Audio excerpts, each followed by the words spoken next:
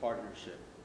And I thank you each for coming this evening. We hope that we'll have more people to be able to take advantage. I want to thank Barry Schechter, who was kind enough to be here to video the program so that we're able to download it onto our website as well.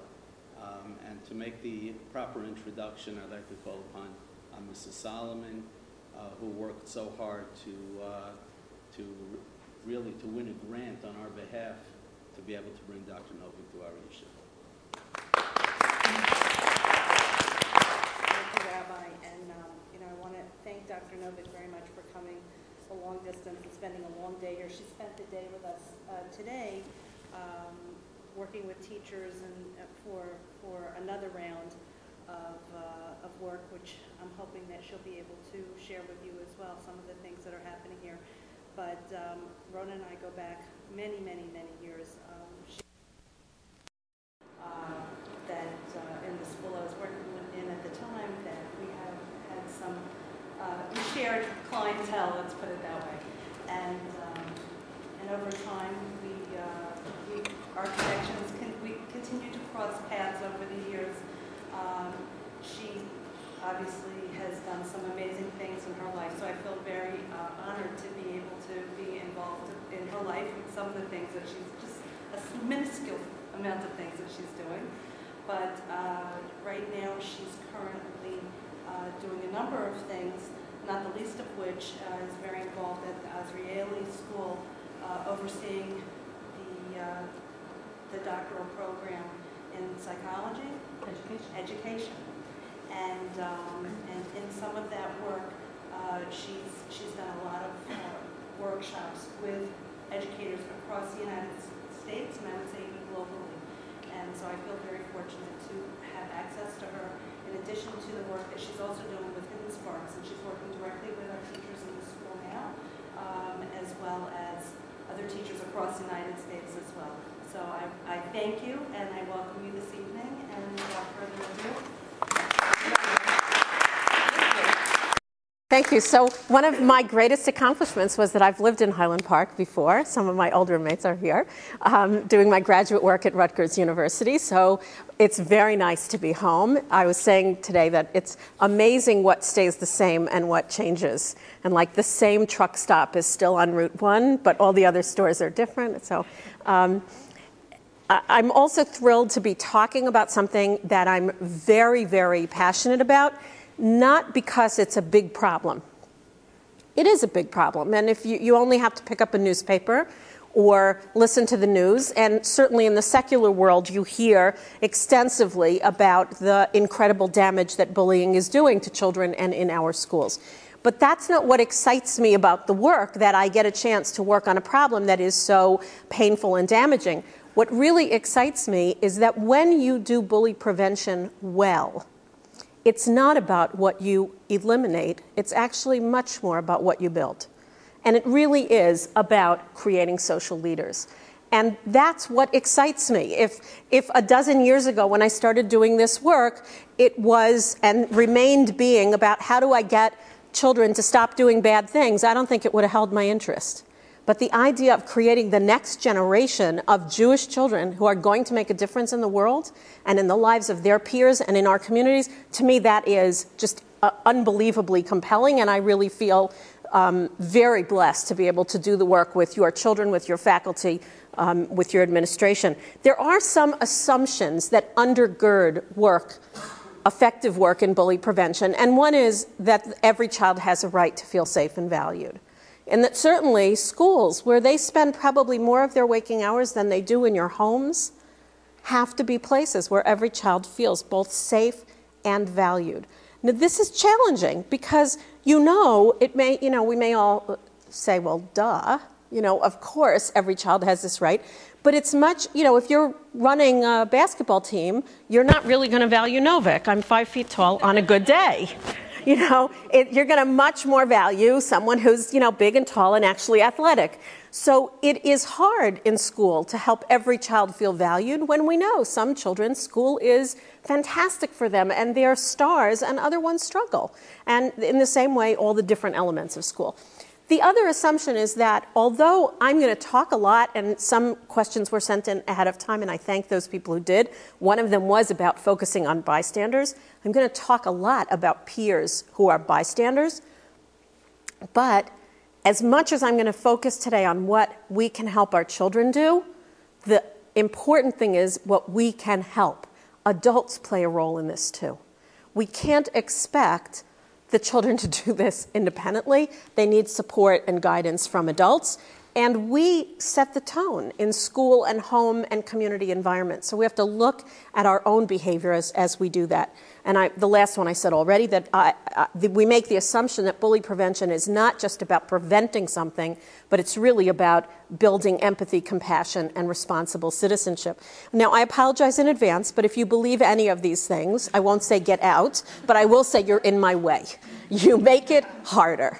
And I'm kind of saying it tongue-in-cheek because I think all of us believe these things at least a little bit or some of the time. I am the mother of 3 sons. I certainly have at moments in my life said, oh, boys will be boys. But if we leave it at that, if we look at some of the cruelty and meanness that happens among boys, or even just change that statement from boys will be boys to girls can be catty, if we accept it as a given, then we throw our hands up and we don't do anything about it. If we say, isn't this just a part of childhood? I'm not that old, but my mom talks about what it was like to raise children in the shadow of polio. How many people in this room, by the way, have marks from the polio? You can tell the age of people in the room, because there are other people looking at us like, what? What marks? What's polio? I mean, if I say this to kids, your kids in school, they'll say, what's polio? I live for the day that we say, what's bullying? There was a time when people couldn't conceive that we wouldn't know what polio is. But we worked on it. We figured out. There was a time when it was just a part of childhood. So I think we can lick this. I don't think we'll ever get a vaccine, but I think we can figure it out.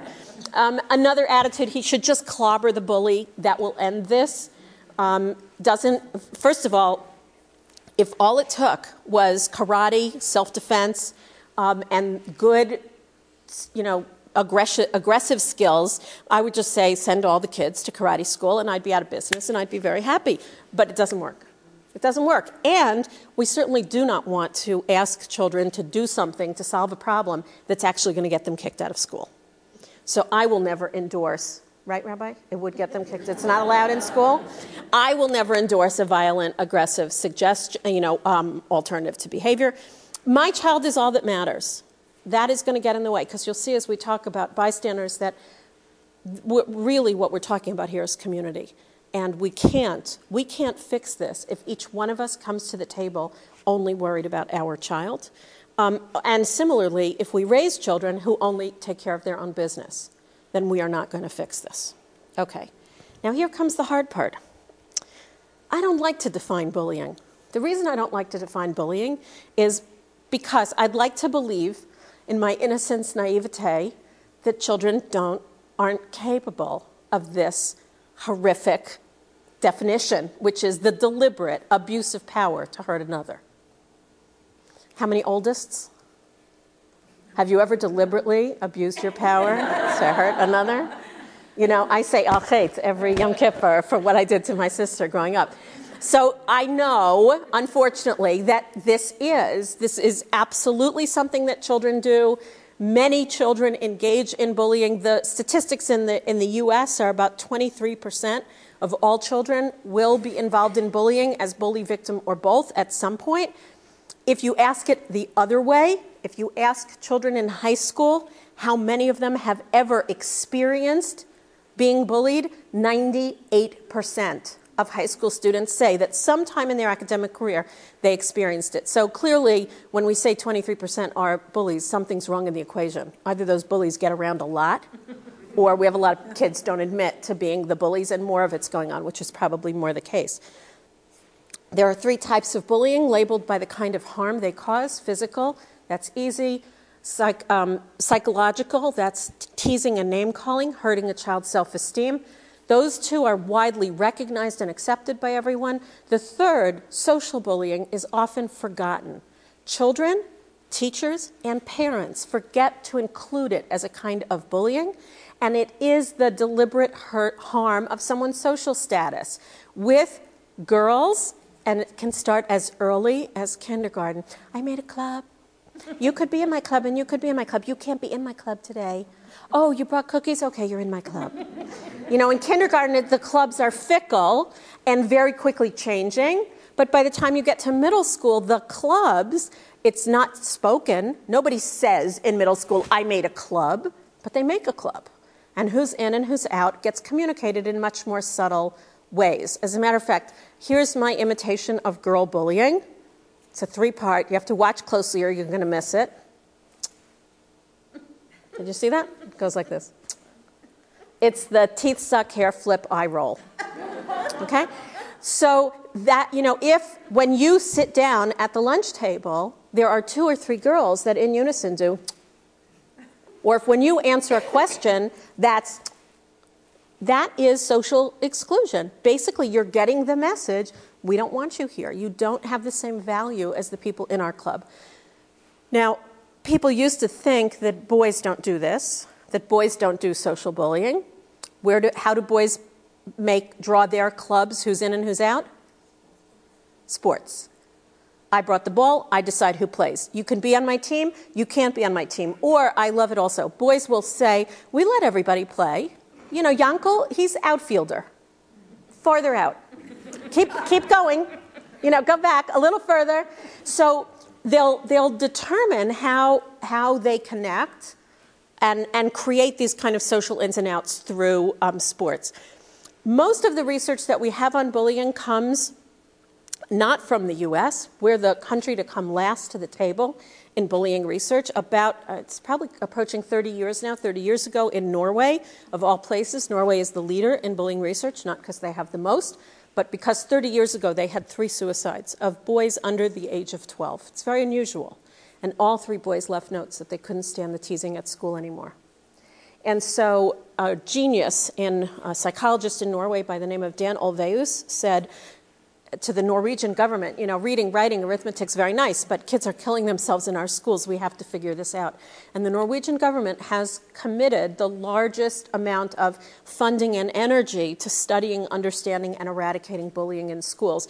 And they have programs that put every other country to shame. So, for example, the Norwegian programs can sometimes achieve as much as a 50 to 75% reduction in bullying in schools, whereas the rest of the world gets about 35% reduction from the same kinds of programs. But Norway started it. The U.S. has researched this late, and the information I'm going to share with you from what we know about bullies and victims comes largely from those children who are known to bully frequently. That's who gets studied, not the child who bullies once or twice. So if you hear this and say, well, the school called me about my daughter bullying last week, but she doesn't sound like this, don't be surprised. These are the more serious bullies. But hopefully you can extrapolate. Also, I have to apologize to all the ladies and mothers of daughters in the room, but all of the early research on bullying thought, unbelievable, that only boys bully. They did not believe that this was a phenomena that existed in girls, mostly because they were looking at physical bullying, and that's quite rare among girls.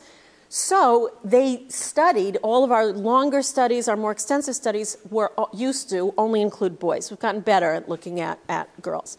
I'll skip over that.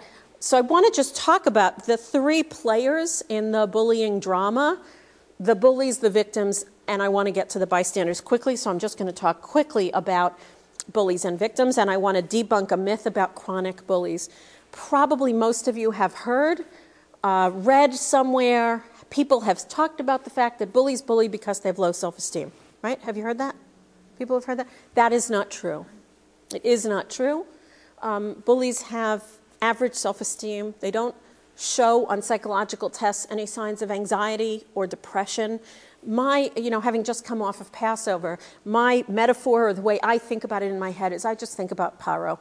When Pharaoh was sitting on his throne, before the plagues come, when things are good, is Pharaoh sitting there saying, I don't really feel so good about myself. I need to build some pyramids to boost my self-esteem. Or is Pharaoh sitting there saying, more grapes, Fan faster. It's good to be king. This feels nice.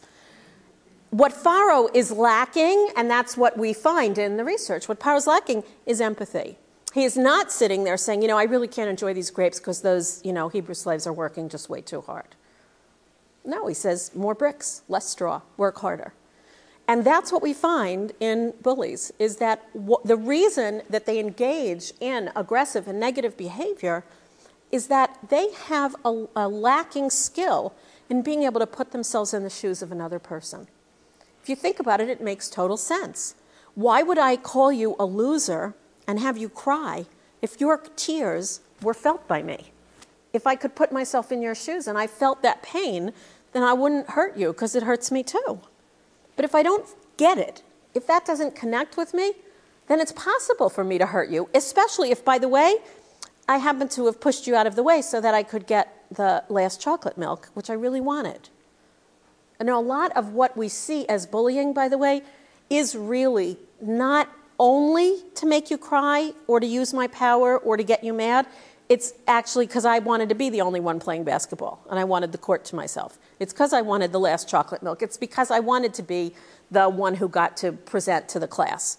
So sometimes it looks like, I'm just doing it to upset other children, but I'm getting benefits. So that's why they keep doing it, because they're missing empathy. Phenomenal study that was done. Don't all of you go worry about your children's brains now, but phenomenal study that was done, University of Chicago, 2 years ago now. They took adults, late adolescents and adults, 16 to 25-year-old, all boys. Again, all the studies are always done on all men because it's just easier to find men who have this problem, who had a history of aggressive and bullying behavior, and they were in an MRI machine watching a video of someone playing piano. And on the video, you see a hand off camera slam the lid of the piano on the fingers. You don't have to be in an MRI machine to know what part of your brain just lit up, because you just had an empathic response. This woman just went, she just had like an eek response. Her brain felt the pain of that person. And that's what normal people without a history of aggressive behavior in the MRI, that's what it showed. When they were in the MRI machine and watched someone in pain, their brain pain center lit up. Our human brain is actually wired for empathy. We are wired to feel the pain of someone else.